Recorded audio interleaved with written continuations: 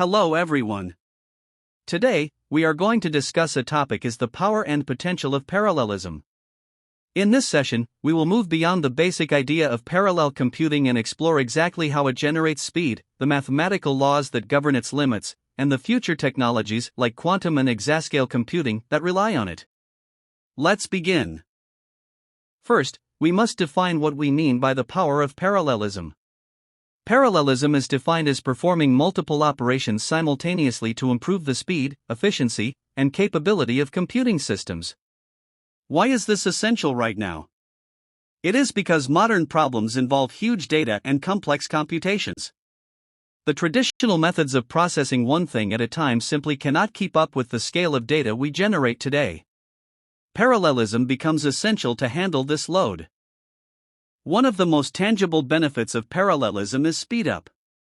When we divide a program into multiple parts and execute them at the same time, the total execution time reduces significantly. We can actually calculate this using a specific formula. Speedup equals time of sequential execution by time of parallel execution. To break that down, TS represents the time of sequential execution, how long it takes on a single processor. TP represents the time of parallel execution, how long it takes when split across many. The logic is straightforward: having more parallel processors leads to more speed. Beyond just speed, there is the factor of better resource utilization. Consider that modern CPUs have multiple cores. If we run traditional software, those extra cores sit idle. Parallel programs use all cores efficiently, preventing that hardware from being wasted. This efficiency allows us to solve large and complex problems. We are talking about tasks like scientific simulations, big data processing. These are problems that simply cannot be solved efficiently with sequential computing.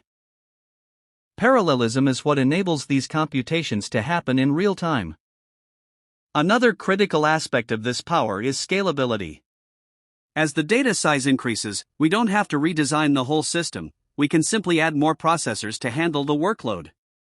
The relationship is clear: more processors lead to better performance, creating scalable systems.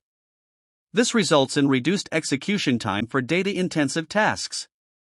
Key examples of these tasks include matrix multiplication, image and video rendering, cryptography, and searching or sorting large datasets. Now, let's look at the theoretical math behind this, specifically Gustafson's law. While older theories like Amdahl's law assumed the problem size is fixed, Gustafson's law argues that when we get more computing power, we don't just do the same job faster, we tackle larger problems. Instead of trying to do a small task faster, we do more work in the same amount of time. The formula for this is speedup equals number of processors. Number of processors 1 multiplies the serial fraction of the scaled workload. Here, n is the number of processors, and s is the serial fraction of the scaled workload. Under this law, speedup scales linearly with the number of processors, giving us a very optimistic view of parallel scaling. Moving from the power to the potential. The potential of parallelism lies in its ability to dramatically increase computational power and speed. This allows us to tackle problems that are currently too vast or complex for traditional sequential computing. We see this potential in solving what we call grand challenges. Parallel supercomputing is essential for large-scale scientific simulations. This includes modeling global climate change, analyzing massive genomic datasets, and simulating complex physical phenomena like astrophysics and nuclear fusion. This potential also extends directly into the technology we hear about every day, driving AI innovation. The efficiency of modern artificial intelligence, particularly deep learning, relies entirely on highly parallel hardware, such as GPUs. This unlocks the potential for sophisticated AI that can operate in real time, facilitating autonomous vehicles, real-time language translation, and advanced medical diagnostics. Furthermore, it creates scalable infrastructure. Parallelism enables the massive, fault-tolerant infrastructure of the cloud and big data systems. It allows companies to scale services globally and handle millions of concurrent users by distributing workloads across thousands of parallel servers.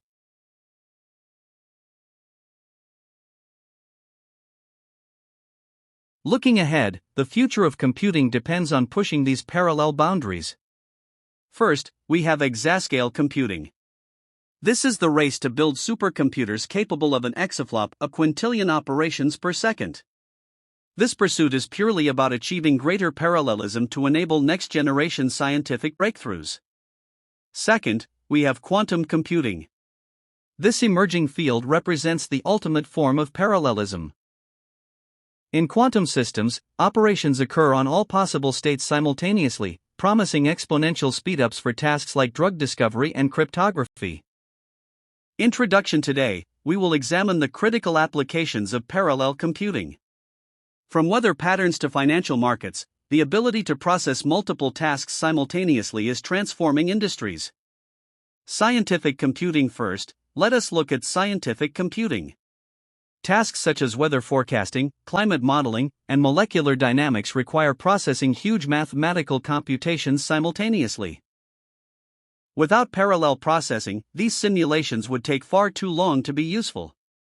Artificial intelligence and machine learning. Next is artificial intelligence. Training large neural networks and performing deep learning relies heavily on GPUs. Parallelism speeds up the complex matrix operations in massive datasets required for real-time AI inference. Graphics and gaming. In the world of graphics and gaming, GPUs process thousands of pixels and vertices in parallel. This technology is what makes rendering 3D graphics, real-time animations, and complex game physics engines possible. Big data processing. Moving on to big data. Tools like Hadoop and Spark utilize distributed computing to handle data analytics. Parallelism is essential here, as it drastically reduces the processing time for terabyte-scale databases. Multimedia processing. For multimedia, such as video encoding and audio filtering, the computer must apply one function to millions of data units.